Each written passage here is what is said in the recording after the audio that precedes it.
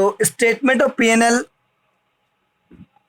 Profit and loss account समझ लीजिए आप, इसमें सारे एक्सपेंस डालते हैं हम लोग और लास्ट में हमारे प्रॉफिट लॉस निकलते हैं। और balance in statement of PNL, PNL appropriation हो गया, जिसमें हम प्रॉफिट में से अप्रोप्रिएशंस करते हैं कि इतना हम रिजर्व में ले गए, इतना हमने शेयर होल्डर में डिविडेंड बांट दिया। तो ये बेसिक डिफरेंस है स्टेटमेंट ऑफ पीएनएल में और balance in statement of PNL में। Statement PNL is just like profit and loss account and balance in statement of PNL is just like PNL appropriation account. चलिए भाई, इसके बाद balance sheet हमने पूरी discuss कर ली है। अब थोड़ा क्वेश्चंस डिस्कस कर लेते हैं इसके।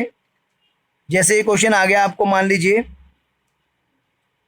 State the major heads of equity and liability side of the balance sheet.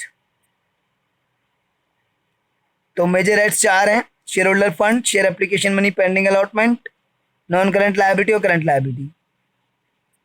फिर पूछ सकता है name the sub head of share holder fund, share capital, reserve surplus, money received against share warrants.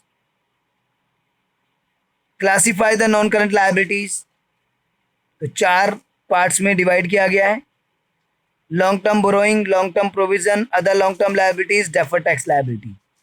तो पूरा बैलेंस शीट का format है जो आपको याद करना पड़ेगा।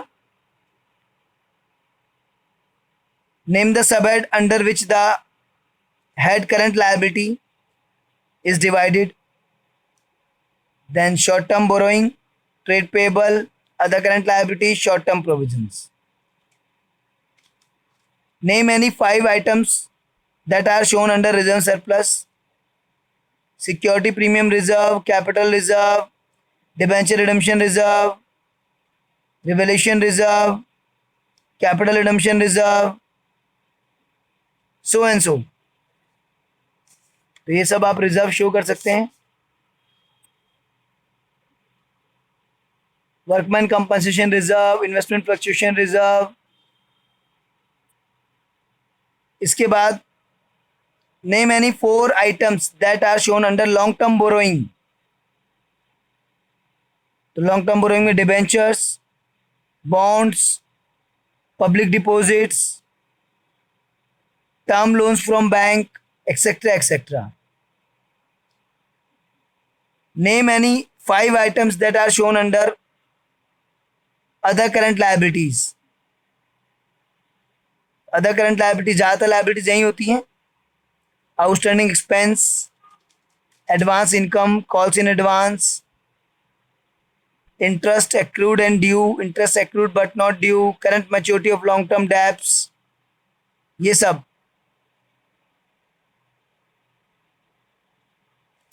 Premium payable on redemption of preference shares और डिबेंचर्स, ये भी इसी में होता है ना।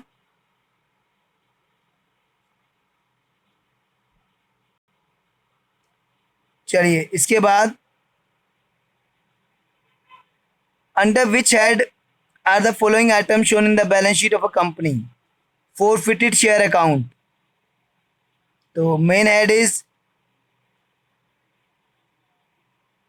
Share holder fund and sub head is share capital. और नोट्स टू अकाउंट की बात करें तो सब्सक्राइब शेयर कैपिटल में शो होता है नोट्स टू अकाउंट में। तो forfeited share account is added to the subscribed capital in notes to account on share capital. Proposed dividend, ये contingent liability की तरह शो होता है भाई, proposed dividend।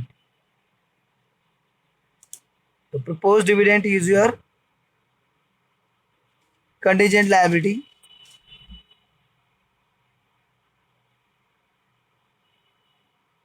इसके बाद है आपका अनक्लेम डिविडेंड, ये करंट लायबिलिटी में आ जाता है, अदर करंट लायबिलिटीज के अंदर। Arrears of fix cumulative dividend, contingent liability and commitments में, कमिटमेंट्स के अंदर।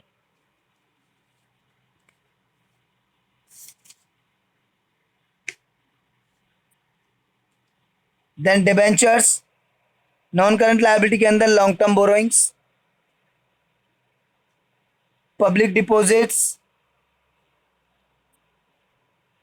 वही आपका नॉन करंट लायबिलिटी के अंदर long term borrowings, security premium reserve, share holder fund के अंदर रिजर्व सरप्लस में, capital reserve share holder fund के अंदर रिजर्व सरप्लस में, forfeited share account share holder fund में शेयर कैपिटल के अंदर, नोट टू अकाउंट्स में सब्सक्राइब्ड कैपिटल में ऐड करके शो करते हैं इसको। Interest accrued and due on debentures current liability other current liability, interest accrued but not due वो भी current liability other current liability. Bills payable current liability में trade payables, advance receive from customers, advance receive किया है तो current liability other current liabilities. Creditors current liability trade payables, premium on redemption of debentures non current liability other long term liabilities. और अगर premium payable on current maturity of long term डेप्ट होता तो फिर current liability other current liability में। Current maturity of long term डेप्ट जो होता है वो आपका करंट लायबिलिटी में अदर करंट लायबिलिटी में आता है, उसका प्रीमियम पेबल भी करंट लायबिलिटी में अदर करंट लायबिलिटीज में आता है। लेकिन अगर करंट मैच्योरिटी नहीं है लॉन्ग टर्म डेप्ट की तो लॉन्ग टर्म डेप्ट तो आपका नॉन करंट लायबिलिटी के अंदर लॉन्ग टर्म बोरोइंग में आएगा, और प्रीमियम पेबल जो होगा उसका वो नॉन करंट लायबिलिटी के अंदर अदर लॉन्ग टर्म लायबिलिटीज में आएगा। यस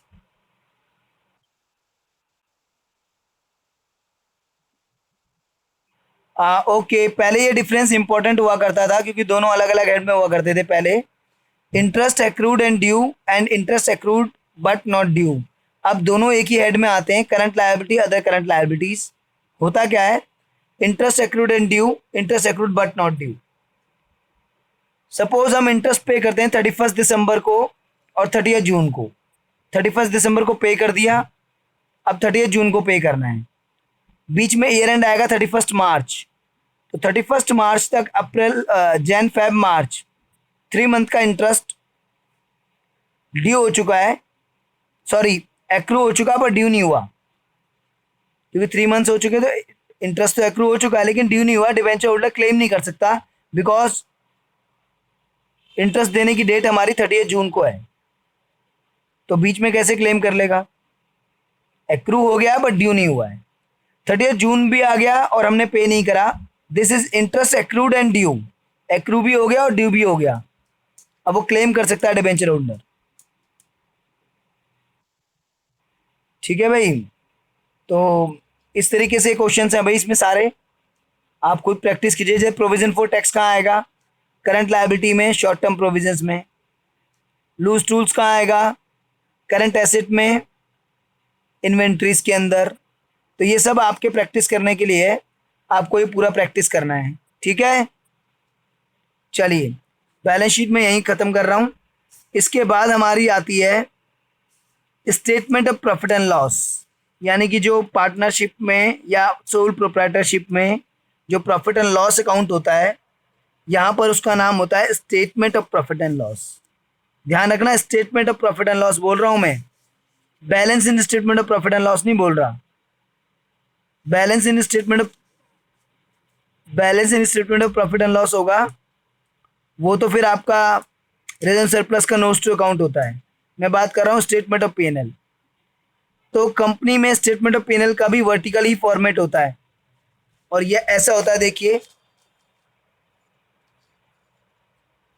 ये फॉर्मेट है, लेकिन इसमें हमें ज़्यादा डीप में नहीं जाना है, बहुत सिंपल से मैं आपको बता दूंगा जितना हमारे लिए रेलिवेंट है। सबसे पहले revenue from operation, net sales को रेवेन्यू फ्रॉम ऑपरेशन बोलते हैं, यानी कि सेल्स माइनस सेल्स रिटर्न। और डिटेल करूं, cash sales plus credit sales minus sales return, that is revenue from operation. तो रेवेन्यू फ्रॉम ऑपरेशन में एक बात नोट करने वाली ये है कि इसमें सेल्स रिटर्न ऑलरेडी लेस हो रखी होती है, revenue from operation net sales को ही बोलते हैं। तो अगर क्वेश्चन में रेवेन्यू फ्रॉम ऑपरेशन और सेल्स रिटर्न गिवन हो तो सेल्स रिटर्न इग्नोर कर देंगे हम लोग, क्योंकि revenue from operation net sales ही होती है। Then after that other income अगर कोई है तो dividend received, rent received, interest received वगैरह वगैरह। तो रेवेन्यू फ्रॉम ऑपरेशन में अदर इनकम जोड़ेंगे तो टोटल रेवेन्यू आएगा, जैसे कि फॉर्मेट में आपको दिख ही रहा होगा, revenue from operation, other income, total revenue, और टोटल के कॉलम में फिर ये नीचे आपका डबल लाइन क्लोज हो गई, मतलब एक साइड क्लोज हो गई। नीचे एक्सपेंस वाली साइड आ गई। एक्सपेंसेस वाली साइड को 7 कैटेगरीज हैं शायद, 1 2 3 हाँ 4 5 6 7 7 कैटेगरीज हैं एक्सपेंसेस वाली साइड में। पर वो कैटेगराइजेशन हमें लर्न करने की ज़रूरत नहीं है, not the part of our syllabus.